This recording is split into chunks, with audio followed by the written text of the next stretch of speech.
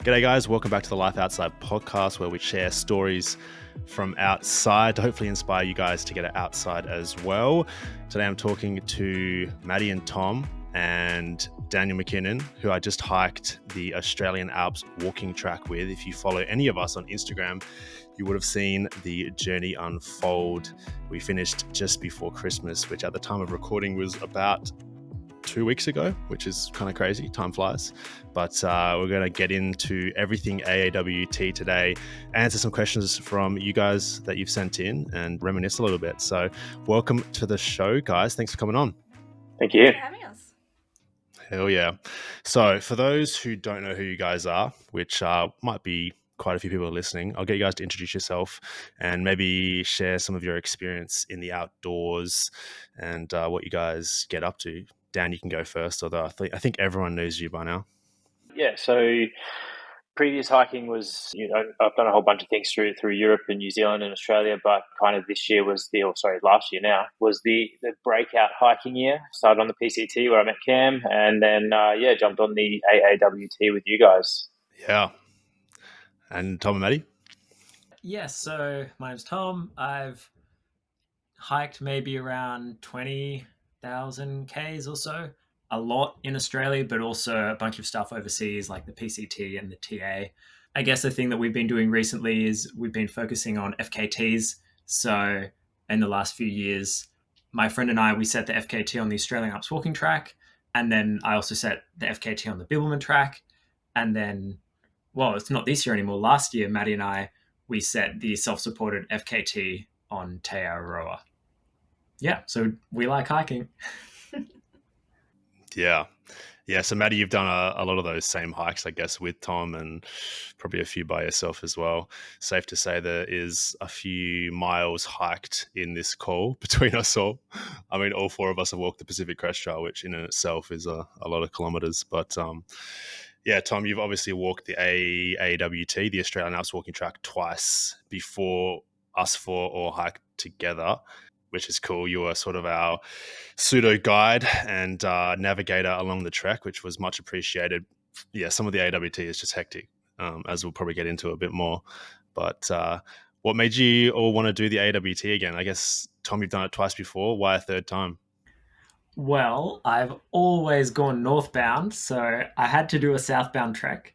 So I guess for us, one of the main reasons we wanted to do this trip was just to film some extra promo content for our trips, for our guided tours, and to develop some trip itineraries. And it was a great excuse to hang out with you guys too. Yeah, absolutely. I think you invited me along on this trek just after Dan and I finished the PCT. And Dan and I had obviously talked a lot about hiking together more after the PCT. And so I flicked the invite across to you, Dan, and instantly said yes. So we're able to tee it up before the end of the year, which was nice. I think it was all lined up in about 24 hours, I think. Yeah. I have a bad habit or a good habit of just saying yes to everything. And if Tom Bartlett, who's holds the FKT on the AWT, invites you on the trail, you got to say yes. So I was in instantly. And for those who don't know, the AWT is, it's one of the premier long distance hiking trails in Australia. So it's just under 800 kilometers long. And at least on the East Coast, it's, one of the more popular long distance trails to hike. We've got the Bibbulmun Track over here on the west and the Hasten Trail sort of in the center south of Australia. Those are the three big hikes. The AWT is probably the hardest of the three, I think, safe to say. It's a remote, rugged trail, not super maintained, definitely not as maintained as the Pacific Crest Trail, for example. There's a lot of overgrown trail, navigation required. There isn't switchbacks anywhere. It's just like steep climbing and it's a different hike to a lot of trails that I've been on before anyway. How did you guys find it? Like, Dan, what did you think of the AWT in comparison to the PCT in terms of like difficulty and trail quality and that kind of stuff? Well, it took us 4.5 months to do the PCT. I do not think I could do the AAWT for 4.5 months. It was a difficult hike. I think all four of us and a lot of people that do those thru hikes, that's where the love for it comes from when things get hard and you make it through each day. But yeah, definitely with no trail and you getting cuts all over your legs from the bushes, and your feet have been wet for 3 days, and you're not sleeping too well or whatever. It gets pretty challenging. But yeah, you jump up to the challenge and you just go. Yeah, I say it a lot, but a big part of why I love through hiking is because it's hard.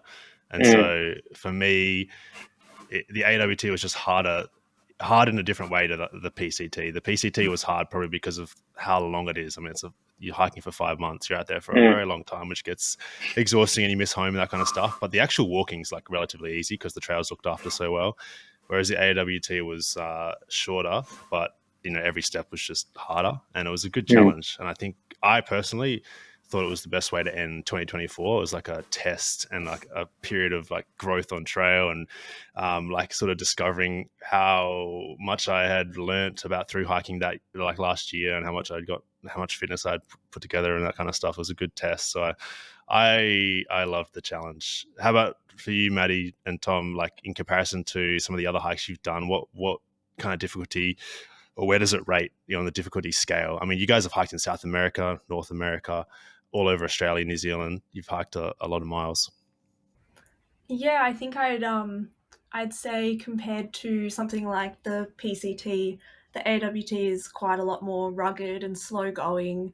Yeah, it can definitely be quite tough at times, but compared to trails like the ones we did in South America, I think it's probably on a similar level, if not a bit easier than what we had to do over there. So it's kind of sitting in between really well formed tracks versus completely no trail, no one really walks there type hiking.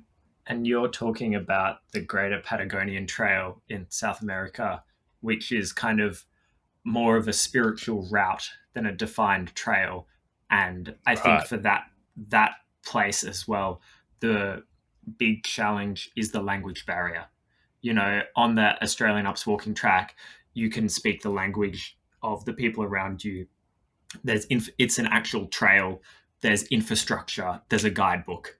Like on the spectrum of hikes, that's something that isn't. It's not always there. So I think that definitely is why for us it falls kind of in the middle ground, where it's challenging enough to be really exciting, but it's not so foreign that it becomes overwhelming.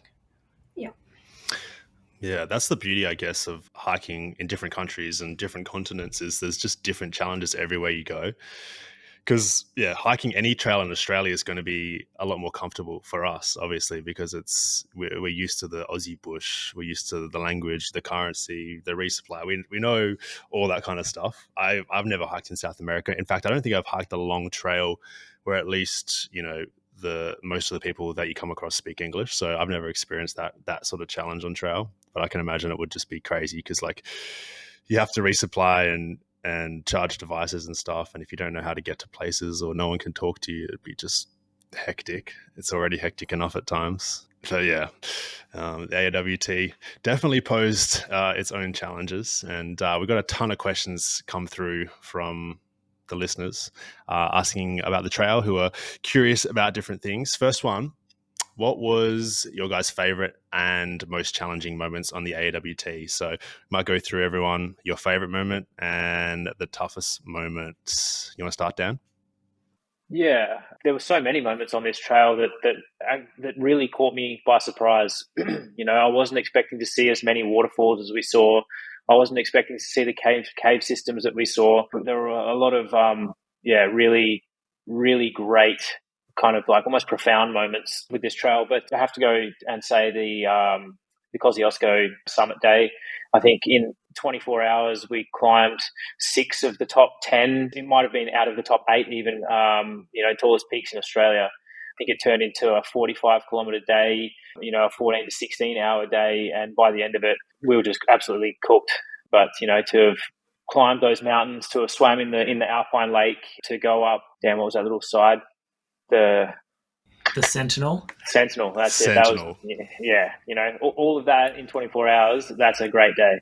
We actually have a painting of the Sentinel done by one of our friends right above us right now. Yeah, because right. it's one of our favorite mountains. Oh, Yeah, heck yeah. yeah. That was a cool little side trip. What about the most challenging moment or day, Dan? Again, that's something that I almost experience every second day on average, just because of the weather. One day it's so hot that you feel like you're going to evaporate, and then the next, you've been walking in swamps and rivers and everything for 8 hours of a 12-hour day. So when it comes to the difficulty, it's for me it was the weather and the constant change. And that happened often. So yeah, difficult days every day or every second day, but obviously not enough to make you feel tainted or not love the experience that you're having. What was worse for you, the wet or the heat? Yeah, I don't know. I feel like I'd always choose to walk in the heat than the rain, but that was just a different heat as well, and climbing those mountains, like you said, with no switchbacks. I don't think I've ever sweated like I sweat on that trail, But yeah. I'll choose the heat every day. Yeah, we had that one heat wave that came through that was particularly brutal, which I think, I wouldn't want to walk through again if I had the choice, but I usually choose the heat as well. What about you guys, Tom and Maddie? I mean, Tom, you've done this 3 times. Was the highlight of this end to end any different to your first 2? I guess this was a bit more of a relaxed one because obviously one of those first 2 end to ends was an FKT, so you weren't enjoying probably a whole lot on trail. But what was the best and hardest parts for you guys? It's a little bit of a sob story answer, but I really liked the sunset at Mount Feathertop, because for me the real highlight of the trip was, spending time, walking the trail as a group and hanging out. Yeah. Because obviously I've walked basically all of it except for a few side trips a few times. So yeah, it was just awesome spending time together, and I think being able to sit at the top of Feathertop and watch that sunset. It was perfect weather, clear skies. It was just that was awesome. In terms of the most challenging moment, I'd say that when we decided to go summit Cobborus number 2 and do that traverse, that was probably the most challenging moment because we were kind of... Tom. Explain that whole thing because how you almost killed us, Tom. Need the context for this. You're saying explain yourself. Well, just explain to the listeners that whole side trip. We wanted to do a lot of side trips on this end-to-end trip, and Tom probably wanted to do a few more than the rest of us. This one was a challenging one. Go ahead. Yeah, so I guess we were keen to do a traverse of the Cobborus range, which was cool because there was Cobborus number 1, Cobborus number 2, a couple other peaks I can't remember the name of. Completely off trail. Completely off trail. And so it was kind of 1 kilometer an hour terrain, quite steep hills, not a lot of water. I think we drank out of some yummy Brumby poo puddles, which was exciting. So we were filtering and aqua-tabbing. And I think we just ultimately weren't really set up for that style of walking because we were in thru-hiker mode. We didn't have long pants. We didn't have gaiters. We didn't have shirts that were really thick enough to deal with the scrub. It was quite spiky scrub. Oh, it was quite spiky scrub. Yeah, and I think it was thicker than we expected as well, right? Especially in some parts, we were just pushing through bush with no idea like when it would end or open up. And rock climbing. And I think everyone had a serious stack on that day.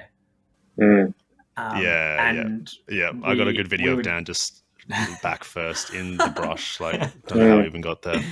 Yeah. We were already down a few trekking poles, and I think we were kind of lulled into a false sense of security because the off track to go up the pilot was super easy, super clear, super open. Yeah. And so which we did that same morning, right? Yeah, we did that morning. And so I was like, oh, well, it's probably going to be like that. And then it was. Yeah. I think all of us as well probably brought less water than we maybe should have, or like we just didn't expect it to be that slow. So we like Yeah. were halfway up to the first peak and we all ran out of water when we really shouldn't have run out until, you know, a lot further on. And so we were forced to go searching for water. And like you said, all we found was just some like muddy, poopy puddles, and we were just like forced to filter and drink it. And it was so hot that day. Like it was, that's a good pick for the hardest moment because that was tough. Yeah, but the summit, was it worth it? I don't know, but it was very cool. Yeah, we did make the first summit before we bailed, and it was epic. Yeah. It was cool. Not many people have been up there, which is also like, it's kind of a cool feeling. I'd like to go back with the proper gear for it. Yeah, for sure. Let me know how you go, mate. Yeah, we'll watch the video. Yeah. Yeah, Maddie, best part, hardest part? Yeah, for me, I think the best part is kind of a bit of a toss-up between the rolling grounds and the main range and the Bogong High Plains. Both very similar types of terrain, very open, off track, but not very difficult. And I think for me, the highlight would definitely have to be the Ram's Head that we did at sunset when we were going over the main range. I think that area is really beautiful when the sun is setting, and it's just, I think at that time of day the wind was dying down. It'd been quite windy earlier, and it was really quite special to be up there at that time. So that was definitely my favorite bit. In terms of my least favorite bit, well, it's a hard decision, but I think I'd have to say the day before, or the day we arrived at our food drop at Rump Saddle, where we went over Mount McDonald. It was really, really hot, and I really struggled that day with the heat. I think normally I'm like you, Dan and Cam, where I'd pick the heat over the rain, but that day I think because there wasn't much water, we had to detour off the track to get water. There were no rivers you could jump in to swim. I think that made the heat really quite hard for me. So that was a day where I definitely would have picked rain over heat, I think, just because of how scarce the water was. That was, definitely a tough day for me. It was a tough day, and there was that one steep hill right at the end as well, just to like cap it off, which was just get me to the top. A beautiful thing that happened that day was we did meet some four-wheel driver who gave us some Skittles and some chocolate, and that was a huge boost. I mean, that was amazing. Really made the difference for the afternoon. There's not much trail magic on the Aussie Alps, is there? That was nice. There you go, Tom. That was probably the worst 2 days to have that heat wave anywhere on the Alpine track, because those 2 days are the slowest track with the longest water carries, with the longest detours to get water. So I think we got pretty unlucky with that. Yeah, and I think also because we wanted to hit our food drop, we walked a bit further than we would have if the food drop wasn't there. So it was just a long day. We pushed pretty hard those couple of days, and the heat, it just was like, just make it a bit harder for you. Yeah. Brutal. For me, I got to say Mount Feathertop sunset was my favorite part. Same as you, Tom. It's funny, like a lot of the great parts of the AWT are like side trips off the trail.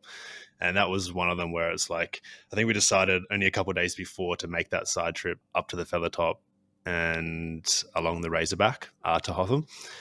And I'm so glad we did, because it was just epic and so beautiful. And I think we ended up doing like 60, 70 kilometers worth of side trips, and a lot of the highlights were on those detours, which makes you think that the trail should be rerouted in a few places just to like hit those spots, because I feel like a lot of people would miss it if they're like just walking the AAWT and not ever detouring off. But Mount Feathertop, epic. And to be honest, the hardest day for me was your favorite day, Dan, because I get a lot of knee issues whenever there's a lot of vert. And the day we did Kosciuszko and the main range and the rolling grounds was just an insane vert day. Almost 3,000 meters again, I think. It was so epic, such an epic day. But I was hurting towards the end. And me and Dan even skipped like that last peak that you guys did. I can't remember what it was called. The Ram's Head. South Ram's Head. South Ram's Head. Yeah. to try and get to camp a bit sooner, which didn't end up working because we had to bush bash. But yeah, we should have just gone with you guys. yeah, it was a silly decision in hindsight. We should always follow Tom. But that was a hard day. We finished so late, and then it was like crappy weather all night as well. So like didn't get a whole lot of sleep, woke up to like rain and wind, and just walked into town wet. Thank God there was a town the next morning. We needed that Nero in Thredbo for sure. Yeah, we did. That was well timed for sure, because it rained all day that day, like torrential rain. It was crazy. Yes, lots of highlights and challenges, but that's through hiking for you, I guess. There's always going to be a lot of both, which is it's half the fun. Do you guys prefer hiking in a group or solo? Or I guess Maddie and Tom, you guys have hiked duo a lot. Because prior to the PCT, I was always a solo hiker, and now I can't imagine doing these throughs alone anymore. And I had like such a good time with you guys, especially on a trail like the AAWT. I feel like having a group is kind of important and adds a lot to the trail. Yeah, I'm interested to hear your thoughts. I think Dan, you're definitely on the group hiking train now, hey? Yeah, for sure. Yeah, I've done some solo hiking, but yeah, I'll hike in with other people for sure. Yeah. Tom and Maddie? I think for me, I've done a little bit of solo hiking, and it's not as much fun. I find that it gets quite lonely. So for me, I really like hiking either as a couple or in a small group. I think once you extend beyond 5 or 6 people, it gets a little bit challenging in terms of group dynamics and not everyone wanting to walk the same distance. But I really like walking in small groups like what we had with a group of 4. Yeah. Unsurprisingly, I'm probably quite similar to Maddie, where I think the main thing for me is it depends on what type of trip you want. Do you know what I mean? Like some trips you want to just send it. Yeah. And that's when, Maddie and I, we really like just walking together, and, we might walk with someone for a couple of days or even maybe a week or two or a couple of weeks. But, sometimes it's more about the walking, but then a lot of the time, most of the time, it's about hanging out with other people. And so I think I think it just depends on what type of trip you want, what the length of the trip is. I think how hard the trip is too, in that the harder the trip is, I think it's generally more important to have a smaller group because it's easier to kind of look after each other. Yeah. Yeah, I think that's the reason I've always preferred solos, because like the idea of having to speed up and like risk injury or like slow down and not enjoy it as much because you're walking super slow has always put me off. But I think that's where, if you find the right group, it actually can work really well because you're kind of at a similar pace, similar fitness level, which is I think what we had on the AAWT. We're all capable of walking, pretty long days, and we did quite a few times, and that works well, because like the worst thing would be to have to like stop after like 15k because someone's done and you're like, well, I kind of wanted to walk double that today, that kind of thing. But yeah, we had a good crew. A lot of people were asking about the wildlife on the AWT. I have a lot of American listeners on the Life Outside podcast, and obviously there's a lot of stereotypes out there about the dangers of Australian animals, especially snakes, spiders, bugs, that kind of thing. I always argue that American animals are more scary than Aussie animals, but there's no doubt we saw a lot of snakes on the Alps track. Noodles. Danger noodles, yeah. Our Americans apparently call them nope ropes. That's what I've been hearing, which I kind of like better. Nope ropes. Yeah, they're both good. But regardless, yeah, we saw a lot of them. Yeah. Dan, you had a couple of close encounters. I did too. What were the snakes like on the AWT? Dan, you can tell your story about how you almost bloody stepped on one. You were the first one to have a close run-in. Yeah, I think I didn't tell the full story to Tom and Maddie.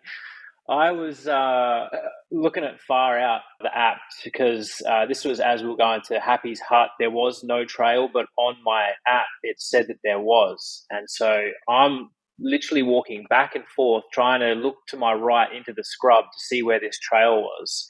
And so as I'm looking down at my phone, past my phone, I can see this snake slither. And so it is, I could have kicked it. It was that close.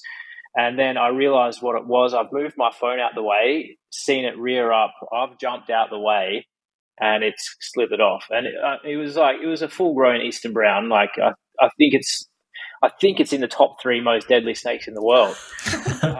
I think Australia Good has thing 9 you had a of snake bandage, though. Yes, exactly.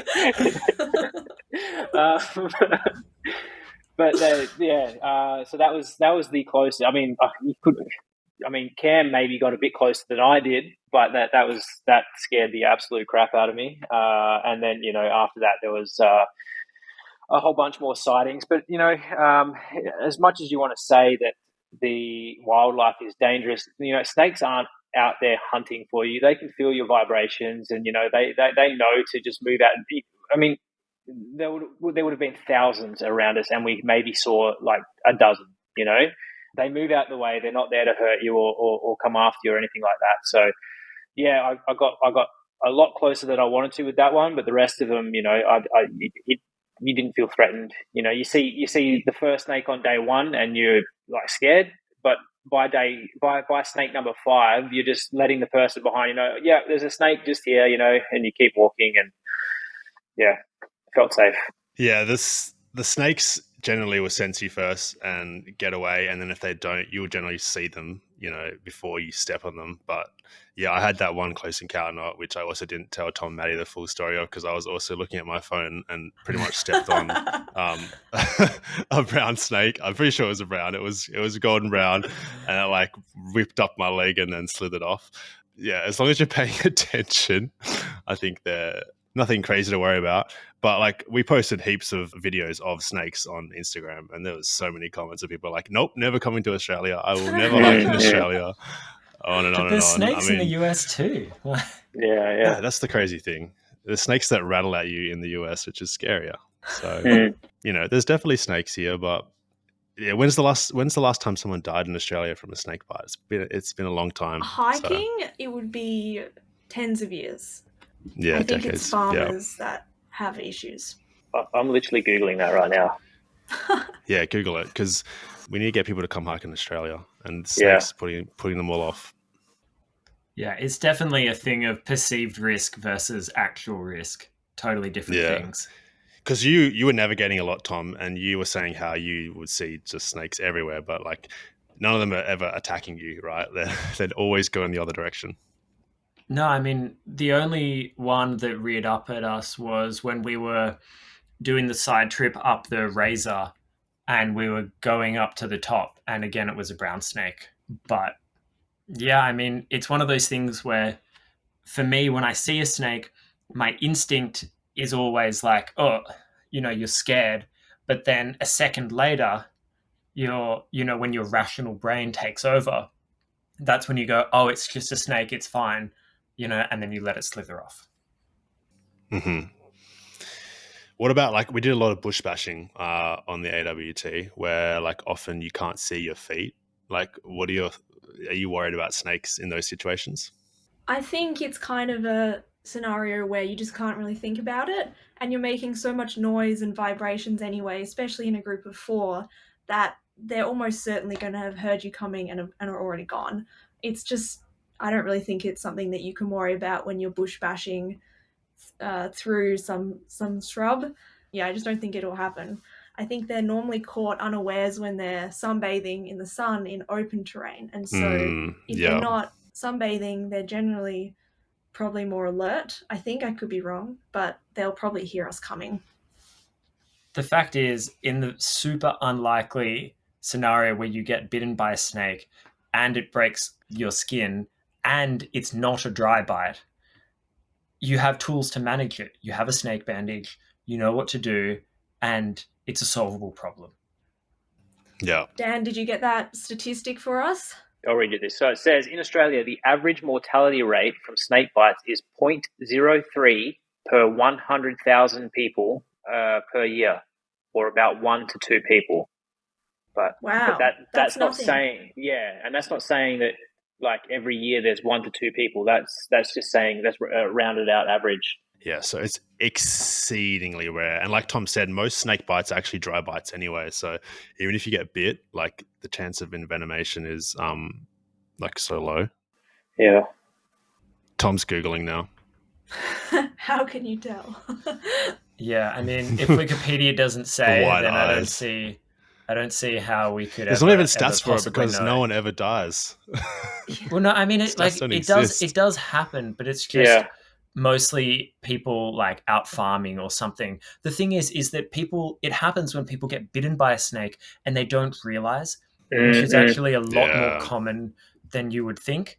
Yeah, when I did my wilderness first aid course, like they were saying how a lot of people, especially when you are in like dense brush, like you'll feel a flick on your leg and you would just think like you poked a stick poked you, or you brushed up against a spiky plant, but it could have actually, like, it could be a snake bite. And that's when you're in trouble, when you keep walking and your heart rate's up and the blood's flowing around. That's when the venom can actually do damage to you. So that's the dangerous times. Like on Wikipedia, it's saying, this person died because they were bitten in their sleep in their home. This person died because they were at a music festival and didn't notice. This person died because they were a fruit picker. This person died on a landscaping job. This person died working on a farm. I mean, I can't see. Yeah. So there's there 10 you go, in the Australian last hiking 5 safe. years. 10 in the last 5 years. 10 deaths. But there you go. Of them hiking, probably none of them. Yeah.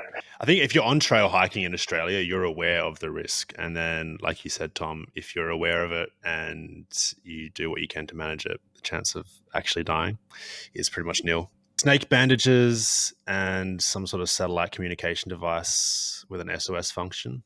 You're laughing. That's right. I will say there was some parts in the AAWT that even if we popped the SOS function, like I don't see how anyone could bloody rescue you because it was so rugged and like hectic.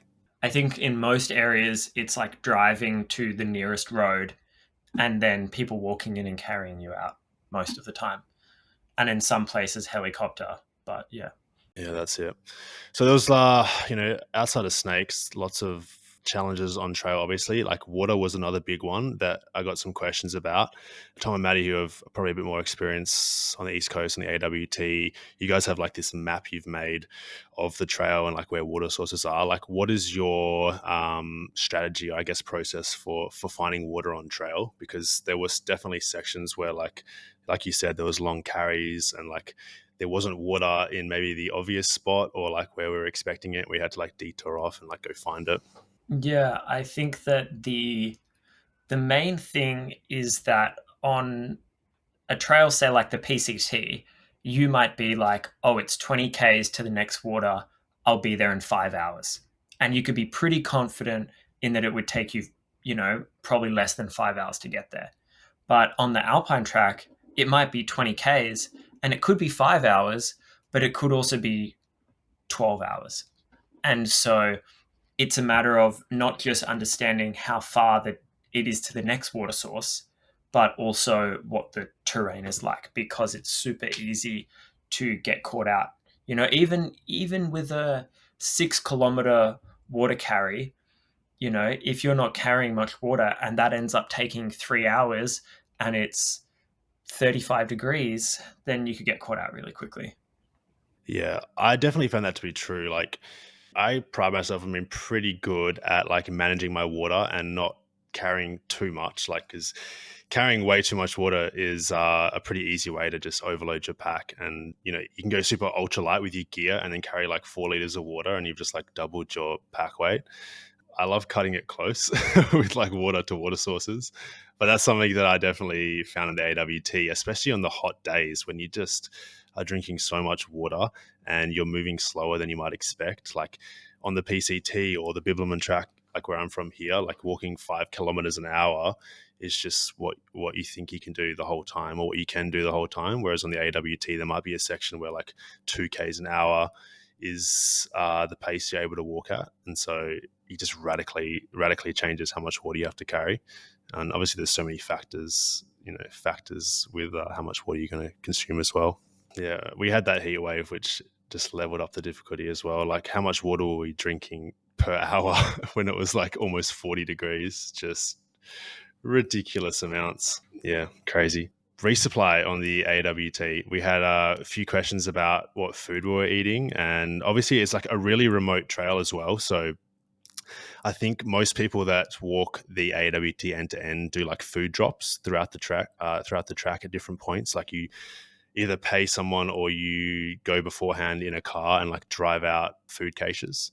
We decided to go into towns, I guess, a bit more often and do less food drops, which was challenging at times. We had some long hitchhikes to get into towns and stuff.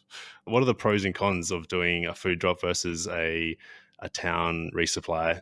Tom and Maddie, like you can probably take that as people who are planning to run like guided trips on this trail.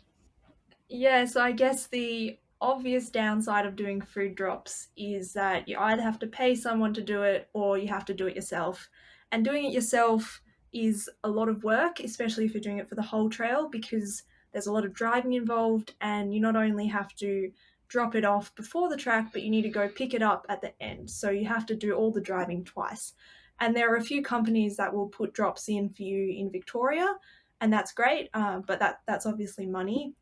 And so that's the obvious downside of doing food drops.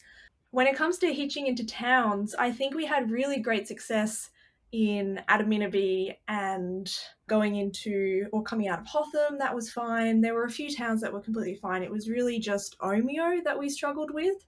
I think that the reason that we struggled with that is because it was a Sunday afternoon and it was a quiet road. So I think in general for the AWT, hitching into towns is a really great option because it's such a remote trail and you don't see many hikers. It's really nice to reset in town. You get some nice food, you have a bit more social interaction, you have a shower. You know, for a really rugged remote trail like the AWT, that can be more rewarding than it might be on a trail like the PCT, for example. So that's the real benefit of going into towns, and you also get to choose the food that you want, which is also great. But the downside is the hitching time, and if you don't like hitching, then you have to arrange a lift beforehand, which is not too difficult. There are quite a few people in these towns who offer lifts, and you just have to find them on the Facebook page. But it's just a bit of time sorting that out. Yeah. I hadn't really ever hitchhiked before this trail in Australia. I mean, like I've done obviously quite a lot on the PCT. I don't think hitchhiking is like as prevalent here. I mean, definitely not where I'm from, like Perth, Western Australia. I feel like hitchhiking just doesn't exist. Dan, you've hitchhiked a bit in Australia before. Hey, I remember you saying you hitchhiked like bloody across the state. How would you compare the hitchhiking here to like the US or other places? So yeah, that was I came back from hiking New Zealand, and I had no experience with hitchhiking before, and so it was just let's see what happens, and I had no problems getting from basically Melbourne to Adelaide, which is 1,000 kilometers, but yeah, America was different because you kind of it's all been established. This hiking trail has just wound its way through America to the point where people, they the trail angel system works. Whatever, people are happy to pull over and pick up hitchhikers. So without like sounding entitled or anything like that, you expect to kind of get a hitch in America. Yeah, it's definitely not a thing in Australia. I just winged it that one time and it worked. Yeah, I think in America, people are excited to pick you up half the time, especially around the PCT, because it's just like you said, the trail has been there for so long, and people just know that there's going to be hikers at a road probably, and they love like talking to people. Whereas in Australia, the hitches that we did get, I feel like people were almost surprised to like see us out there, and like the one we did, me and Dan got into Omeo, like the lovely couple who picked us up were just like really worried about us. Like, are you okay? Like, what are you doing here? Like, no one really got that we were just hitching off trail to get food and stuff like that.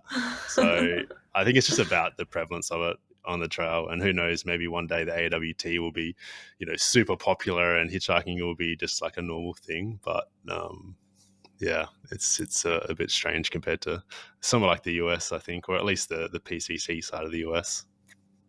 So let's talk about gear, which is always a very popular subject in thru hiking. It's probably the thing I get questioned the most about. Tom, Maddie, with all the experience you guys have thru hiking, you definitely had some different gear choices than Dan and I, who probably don't don't have the experience in as many miles, but also like in the FKT space and going literally as ultralight as possible. So let's run through each of our base weights maybe, or like rough pack weights, and maybe like compare some pieces of gear that would be different on a trail like the AAWT that may be a bit harder than a PCT, for example. Like what kind of different pieces of gear we chose to bring out onto the AAWT. I'll start. My base weight was like quite a lot heavier than my PCT base weight. I think I went onto the Pacific Crest with about a 4.5 kilogram base weight, and I was probably closer to 6 on the AWT. And I guess the main differences for me was I changed my pack to a more robust pack that was a bigger capacity. I just thought, that I'd probably be carrying a bit more food and parts and have a few more bits and bobs. And I don't know, the remoteness of the AWT had me like a little worried, even though I feel like we didn't actually spend any more time between resupplies on the AWT than like the PCT, for example. We weren't out there for more than like 7 days or so. I still feel like it was, I don't know, it was more in the wild, a lot of it. So I just wanted a bit more robust gear. And I ended up bringing a 2-person tent on the AWT instead of a 1, which I've taken a lot of my previous thru hikes. And I got to say, I loved having the extra space. It was it was really nice. You're infected. But yeah, it was good to be able to spread out and bring all my like kit into the tent and stuff like that. But Dan, did you have much change from the PCT to the AWT? What was your base weight? So my base weight would have been maybe 7, just over 7. I didn't make any changes. I'd like to make some changes to my gear, but after the PCT, I spent another 6 weeks in the States before I came home. And so I kind of, I didn't really have much of a chance to kind of find my feet back in Australia before we took off on this hike. But I would like to get a new tent. I think I've got a couple of tents, big Agnes tents, but I'd like to try something else. I would like to try a quilt. I've been rocking a Western Mountaineering sleeping bag, which is I love it. It's incredible. But just purely for base weight, I wouldn't mind trying a quilt. But other than that, I'm super locked in with my gear. I'm never going to be the most ultralight person, and I will be the person that carries a bit too much water because I'm always that person. Do you always get to a water source with like one of your bottles full? Yeah, if I'm 2 or 3 Ks away from the next water source and I feel good, I know everything's going to be fine. I'll neck 500 mil of water just standing there just to hydrate before I even get to the water source. So yeah, happy with my gear. Couple of little changes, but yeah, like it. Yeah, Tom and Maddie? I think our base weight was around 5 kilos. On this trip, we were using all of the gear that we provide people on our guided trips. So that includes like the packs, the sleeping mats, the sleeping bags, the quilt stand, the trekking poles, and other kind of little bits and bobs. So I think for us, it's a little bit heavier than normal because we'd normally rock a system where using like for 2 people, you can kind of save weight with a 2-person quilt versus 2 individual quilts. And instead of having like a nice, super thick, comfy mat that we took on this trip, we'd normally have foam mats. What was your base weights on the PCT? Because I know it was absurdly low. 2.9. What? 2.9 kilograms. What? Yeah. And we carried pants every listener as well. Every listener had the same reaction just then. How is that possible? You guys can there actually. There were people who were lighter than us, though. Yeah. But they were cold. They were cold, though. That's the thing. We weren't cold. They were cold. Yeah, you guys have it dialed.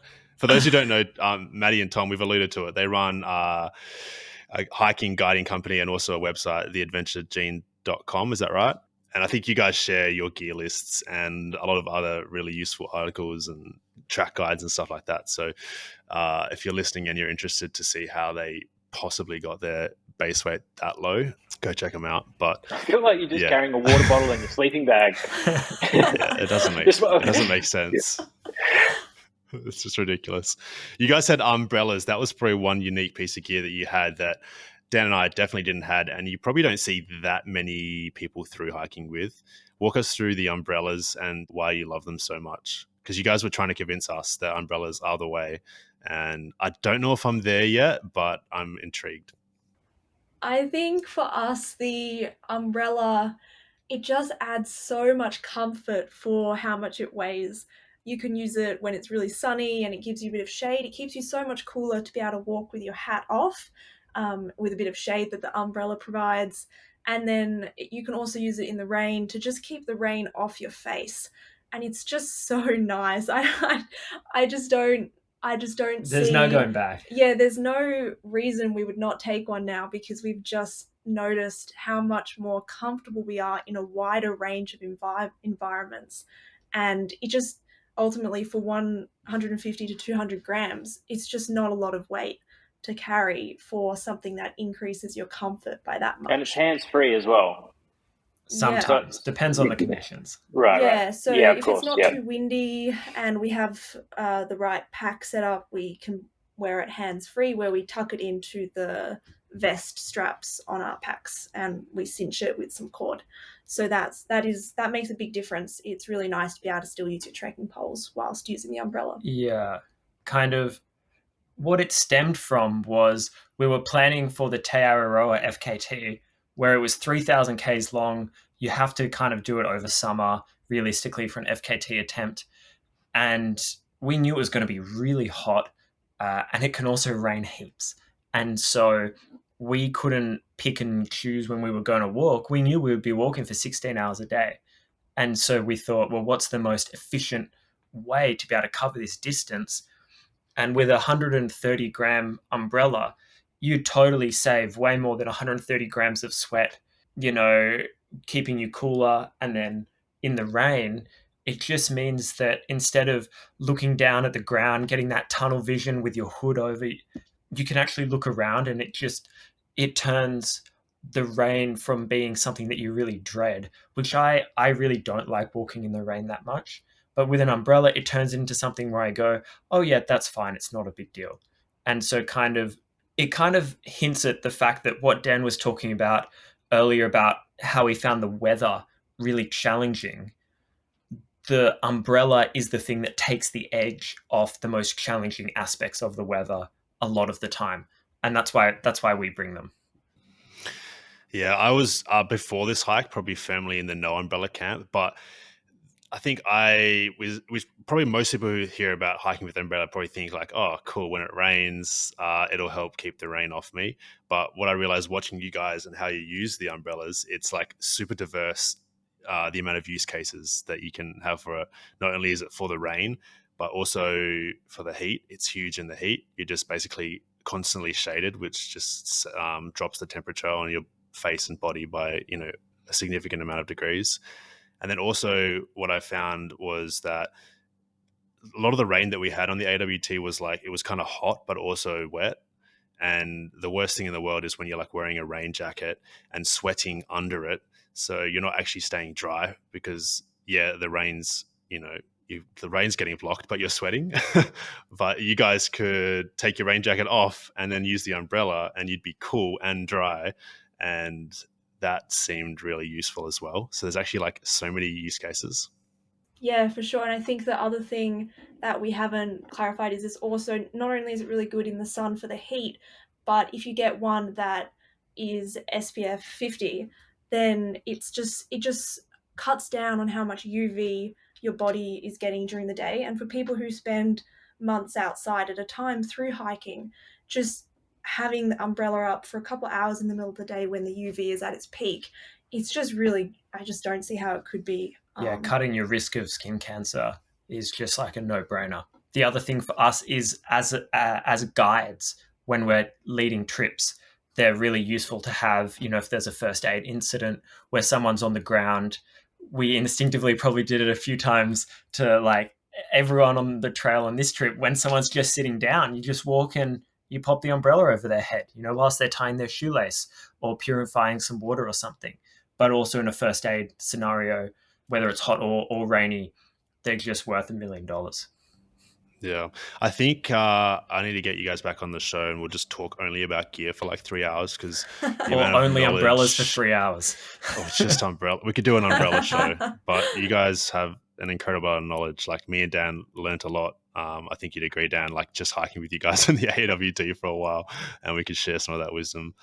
Before we leave the topic of gear, I want to talk about shoes, because that's also just another super common question. People are always like, what shoes should I get? In fact, probably the most common question I get is, what hiking boots should I get? And I always have to say, probably don't get hiking boots for one. And these are the trail runners I use. So favorite shoes, what shoes do you guys use? You can start, Dan. Yes, I use the Ultra Lone Peaks. I walked in them on the PCT. I had my doubts about a long trail like that. In the past, I've had feet problems that I feel like were close to stopping me from hiking and finishing hikes. But the Ultras got me to the end, and I think they've just released the Lone Peak 9s, so I'll check them out for sure. Exciting. Brand new pair. What about you? What you guys, Maddie and Tom? We really loved the Hoka Speedgoat 5s. That's what I use for the Bibbulmun Track FKT and what we both used for the Te Araroa FKT, and we really loved them. We're not as bigger fans of the 6s. They don't quite work for us, so we're in between shoes at the moment. And so we were using some old Speedgoat 5s on this trail. But I think in terms of the Alpine track, my main advice would be, whatever shoe you use, probably put a second pair in about 2/3 of the way through, if you can, in that you might think, oh, it's only 750 Ks, trail runners can last that long. They can definitely last that long, but I think all of us with 200 Ks to go, if we could have had some brand new shoes pop into our lives, we would have been super happy about that, because this trail just eats your shoes up in a way that the PCT or the Bibbulmun track doesn't. That's definitely what I found. I wore the Speedgoat 6s, the Hokas, on the AWT, and previously I've gotten like 1200 Ks out of a pair.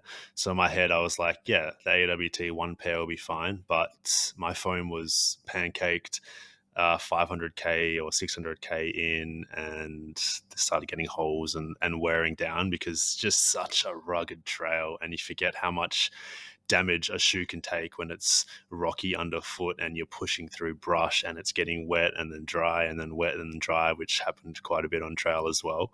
And so, yeah, that's probably good advice, because you're not going to probably be able to get the shoe that you want in any town on the AWT. So you either want to send shoes ahead somewhere, probably around the halfway mark, ideally, or put it in your food drop or whatever along the trek. Because yeah, it's brutal. It's a brutal trail on all the gear. I mean, my bag got ripped up a bit. We're just pushing through stuff all day, so you definitely got to take that into consideration. But yeah, good chat about the gear. Before we finish, I do want to chat a bit about your guided tours, Tom and Maddie, because we've talked a bit about it throughout. But yeah, explain to the listeners, if they are interested in the Australian Alps Walking Track but maybe aren't confident enough to walk it on their own or don't have anyone to walk it with, why come on a tour? What exactly your tour itineraries? What's the jam? Yeah, so at the moment we have 6 different trips up at the moment. So we've got a couple of 2-day trips up on the main range, and then one down near Blue Waterholes, which was a really awesome side trip that we had on the AWT. And then we've got similarly a couple of 4-day trips, one up on the main range and another one down at Blue Waterholes again and Mount Bimbury, that kind of area. And then we've got a couple of longer ones, a 7-day trip along the AWT through the Snowies from Kyandra to Dead Horse Gap. And then we've also got a 14-day trip up, which is basically the northern third of the AWT from Tharwa in Canberra all the way to Dead Horse Gap in New South Wales. And they cater to a variety of different needs based on the time, but there's no required skill level. There's just a requirement that you can carry a backpack during the day and are willing to sleep in a tent. So it's very open to beginners, and we supply all the gear, so you don't need to worry about that, all the food, and you basically just have to rock up with some clothes and you're good to go. I think the kind of the main difference between the guided trips that we run compared to the way we did the Alpine track, us four, is that we do it at about 1/3 of the pace. And so we would frequently be on the trail and be like, oh, we just did three days of our guided trip. And so that means we're doing, 15 to 20 Ks a day. You've got heaps of time to do everything, to take lots of breaks, to check out all the side trips or just rest. And so it's much more relaxed. And it's also an environment for people where if they want to, we can talk about gear or tech or skills or whatever. There's a real educational component if that's something that is interesting to people.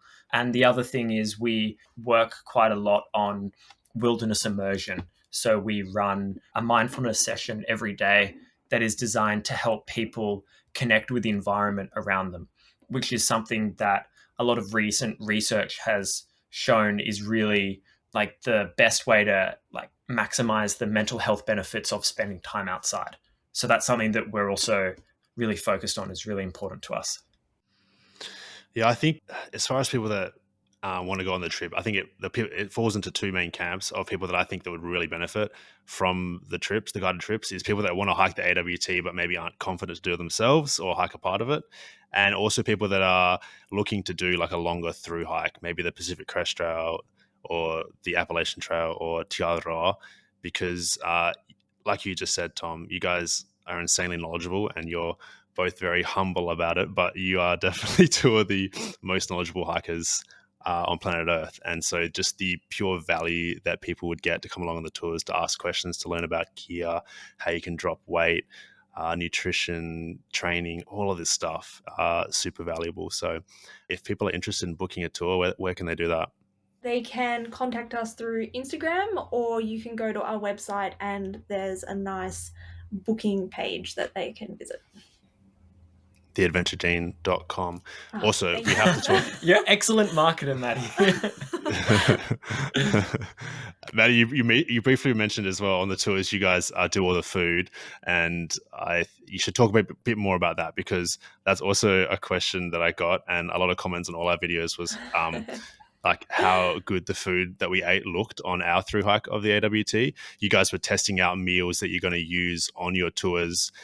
Dan and I were basically your guinea pigs. I think Dan would agree that we and ate me, I was a guinea pig. well. I was a very willing guinea. Yeah, I was a very willing guinea pig. Let's be honest, Maddie did all the cooking and all the prep. So we're three guinea pigs. Yeah, what kind of food are you providing on the tours? And maybe we can all share our favorite meals. Yeah, so I guess, like you said, on this trip, we were testing a whole bunch of recipes, mainly focused on breakfasts and dinners, but on the tours that we do, we provide all the meals and hot drinks and snacks and all of that. But for this trip, we tested some breakfasts. I think the highlights were things like the pancakes or the breakfast burritos, French toast. And then for the dinners, there were a few different pasta meals like pesto and bolognese. And we also had we had some laksa, and we had some risotto and a satay. And I think, the really great thing about these meals that we were cooking is that they were all prepared beforehand using things that you could just buy at Woolies or an Asian grocer. They were readily available ingredients. In Australia. Yes, in Australia. And so we'll be posting a bunch of the recipes up on our Instagram in the coming weeks. So if people are interested in the recipes that we made, we will be posting them there. The other thing about the food is that whilst Maddie's talking all about it being super yummy, the other really important aspect is that it's hiker fuel. Do you know what I mean? Like there's an element of it needs to get you up the hill. It needs to get you to the end of the day. It needs to keep you injury free. And so the food that we provide is nutritious, and it's designed to get you to go the distance, to keep you high energy and that type of thing, which is something that we have really noticed on trail, watching other people, on the PCT 2 months in, who's eating enough and who isn't, because the people who aren't eating enough, they look terrible. Do you know what I mean? Like they're really wasting away. And so a lot of people like to come on hiking trips to lose weight, But on our trips, there'll be so much food that it'll keep you going. Yeah, I think if you guys weren't providing some of the meals, I would have just eaten ramen and lollies the whole time. So, plenty of energy, but zero nutrition. Well, what were some of candy your for the favorite Americans. meals? My favorite breakfast was what was that one called? That it was like sun-dried tomato and olives, like in the dough or the potato. They were That was so good. Hash browns with like a Spanish theme to them, where they had sun-dried tomatoes, olives, and salami in the center. I think you guys all found it too salty, or like it wasn't your favorite, but that was my favorite. So good. And every dinner was so good. Probably like the satay or the spaghetti bolognese were insane. Yeah. Dan? Yeah, same. I mean, every night I think we said, "Oh, no, this is the best meal. No, this is the best meal." Like every night, Yeah. And so, I mean, we can't compare them because as a hiker, yesterday's meal doesn't mean anything to you. You've burnt it off already, and you've forgotten about it, and you're already enjoying what you're currently eating. So you can't even remember. But every meal was so good that it became the best meal of the trip. But yeah, the pancakes with that those almond sprinkles or that almond powder, that was great. I love that. And the chicken pesto pasta was top notch. The pancakes were good because there was way too much for 4 of us. So it was not just pancakes for breakfast, it was pancakes like while we were hiking for the next 4 hours. Pancakes till you vomit. We have Second refined the quantities. Yeah. I think it was good that you tested on us because we were able to give some feedback on taste, quantities, really useful, that kind of stuff. Sure. So the tours are going to be luxury as far as the food is concerned, which is pretty exciting. Yeah, if anyone's interested, go check out the Adventure Gene and book a trip. The AAWT is an epic trail, and this is probably the best way to do it. All right, I think we will wrap it up there. What have you guys got coming up? Any adventures planned in 2025? It's kind of weird to say that it's 2025 now. It's the 5th of January as we're recording. Got to get used to that. Yeah, what's this year? What's in store this year? Tom, you want to start? Sure. I think apart from obviously running these guided trips, the thing we're the most excited about is to do a bunch of backcountry ski touring, because the last 2 seasons, the snow hasn't been quite there for skiing backcountry. So we've got fingers crossed for some epic, like maybe Cozy to Kiandra or Kiandra to Cozy ski touring. Hopefully get into Victoria as well. Like skiing Mount Feathertop would be awesome. A lot of the non-Australian listeners are hearing about skiing in Australia for the first time right now. So we do get snow here, and there's actually ski resorts and backcountry skiing and all that kind of stuff, which is pretty cool. And it's one of the best places in the world to go backcountry skiing because it's super hard to be killed by an avalanche, and the temperatures are always quite mild, so you're not going to die. There you go. Maddie, anything you're looking forward to? Well, I was going to say the same thing, actually. The backcountry skiing this winter is really what we're looking forward to the most at the moment. And we don't have any specific hikes or personal trips that are hiking related that we've got planned at the moment, but I'm sure some will pop up later in the year. Oh, and I'm contemplating entering the Canberra Marathon. So I did the Canberra Marathon 9 years ago for the first time.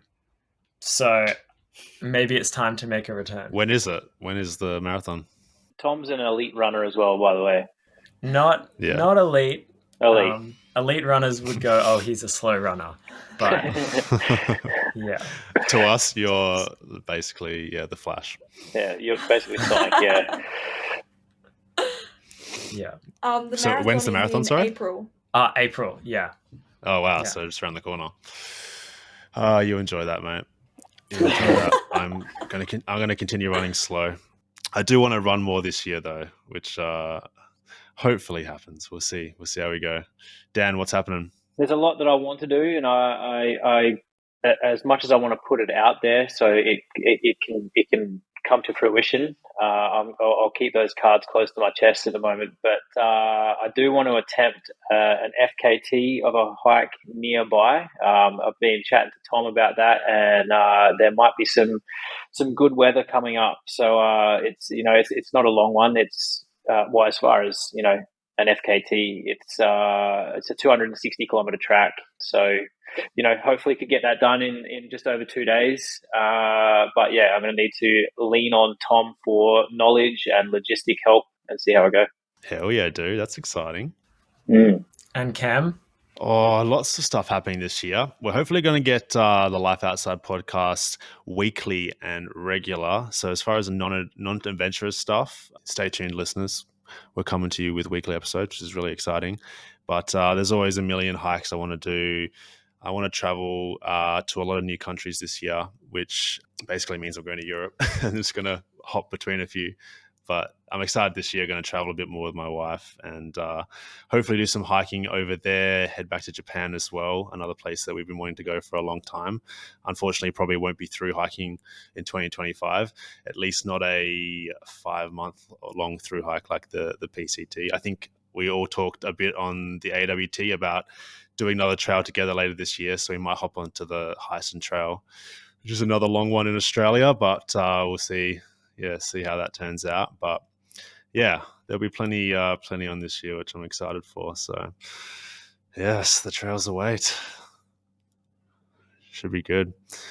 Well, thanks guys for coming on today. If you guys have any further questions about the AWT, reach out to any of us, and all 4 of us posted daily vlogs from the trail, so you can go back and watch through sort of our entire adventure from all the different perspectives as well, to get a look at what the trail looks like and some of the stuff we talked about today. Where can everyone find you guys, social media and that kind of stuff, if they're interested in following along? So just Daniel MCK17, Daniel MCK17 on Instagram. Yeah, and for us, we have a personal Instagram, Maddie and Tom Outside, and then we have a company Instagram, The Adventure Gene, and the corresponding website, theadventuregene.com, where if you're interested in trips, that's where you can get all the information. Amazing. Go check everyone out and follow along on all the adventures that we'll be up to this year. Thanks, guys, again for coming on today, and thank you guys for listening to the Life Outside podcast today. You can check us out on Instagram as well. If you did enjoy the show, make sure to subscribe and follow wherever you're listening. Rate the show 5 out of 5 if you enjoyed it on Spotify and Apple Podcasts, and we'll see you next week. Cheers. Thanks, man. Thanks, Cam.